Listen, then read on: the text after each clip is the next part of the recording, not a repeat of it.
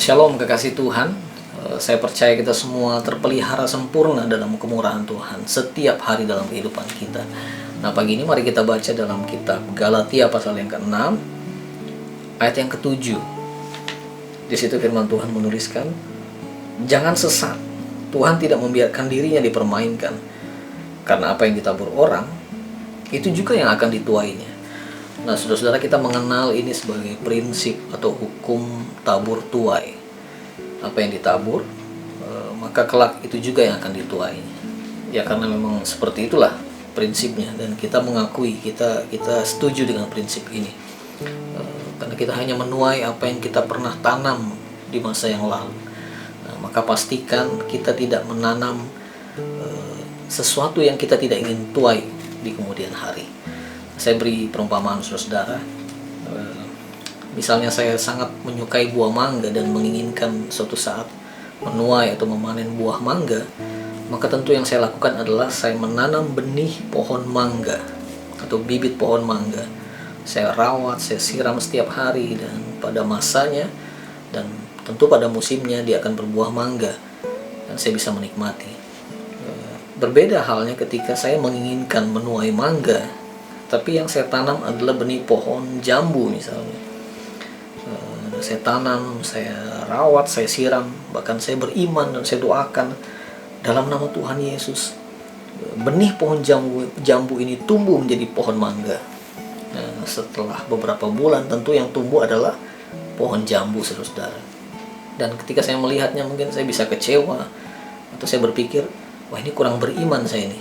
Maka saya akan berdoa lebih keras lagi. Saya bahkan berpuasa dalam nama Tuhan Yesus, pohon jambu ini berbuah mangga.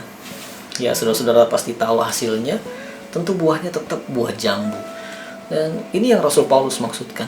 Jangan sesat. Apa yang ditabur itu yang dituai. Nah, saudara-saudara, terkadang dalam kehidupan kita mengalami kondisi di mana hasil yang kita lihat, kondisi sekarang tidak sesuai dengan yang kita mau. Karena kenapa? Kita menginginkan hal yang baik, sebuah kondisi yang membahagiakan, sebuah hasil yang menyenangkan, tapi kita menanam hal-hal yang tidak benar. Kita memulai dengan sebuah proses yang tidak benar, yang tidak baik. Ya, saya percaya Tuhan kita mampu dan berkuasa mengubah semua kondisi, semua keadaan. Tapi kali ini firman Tuhan berkata ini, Tuhan tidak membiarkan dirinya dipermainkan, saudara-saudara. Saya percaya Tuhan penyembuh yang ajaib, mampu menyembuhkan segala macam sakit penyakit.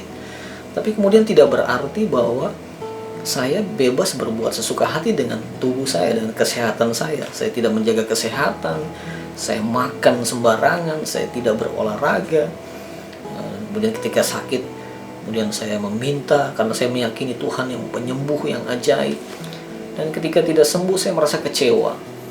Ini yang keliru, kata Rasul Paulus. Ya, karena kita menanam hal-hal yang tidak baik, lalu kita berharap hasil yang baik. Nah, saudara-saudara, mari ganti pemahaman kita yang seperti itu. Mulai dari hari ini kita mulai menanam hal-hal yang baik dalam kehidupan kita, supaya kelak di kemudian hari kita pun menuai hal-hal yang baik. Nah, saya mau beritahu satu hal, saudara, bahwa pikiran manusia, pikiran kita adalah tanah yang subur. Karena pikiran kita ada tanah yang subur, maka benih apapun yang masuk tentu akan dapat tumbuh dengan subur.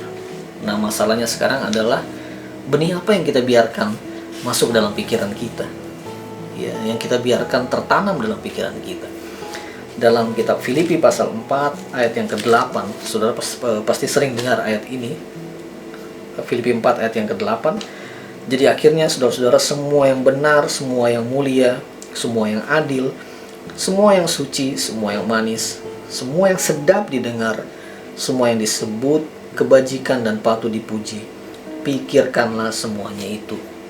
Artinya, hal-hal inilah yang harus kita biarkan tertanam dalam pikiran kita, tumbuh dalam pikiran kita, dan berbuah dalam pikiran kita. Kita akan menuai hal-hal yang disebut dalam ayat ini.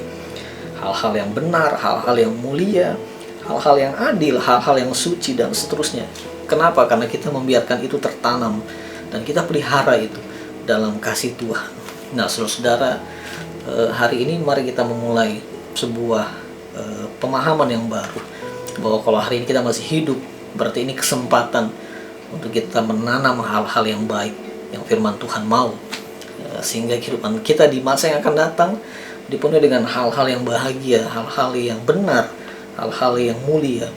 Karena itulah yang kita tanam dalam kehidupan kita. Saya percaya masa depan kita bersama Tuhan, kalau kita punya pemahaman ini, tentu akan berbeda, dan kita akan menjadi pemenang bersama-sama dengan Tuhan Yesus Kristus.